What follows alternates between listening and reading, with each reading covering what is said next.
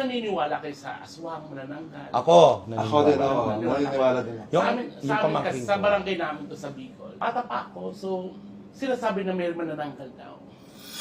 Tapos yung nanay ko lagi ko, magkagat ng dilim, pasok mo sa may, huwag mong lalabas.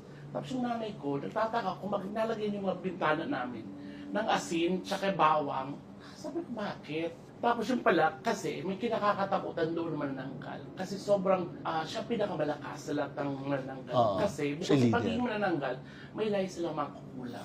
At yun kasi, pag sinabi no na mamamatay ka, mamamatay. Totoong nangyayari. Oo, pag yung asawa nung tito ko, buntis, sinabi lang na mamatay ka, namatay. Magkakasikit ka, nagkasakit talaga.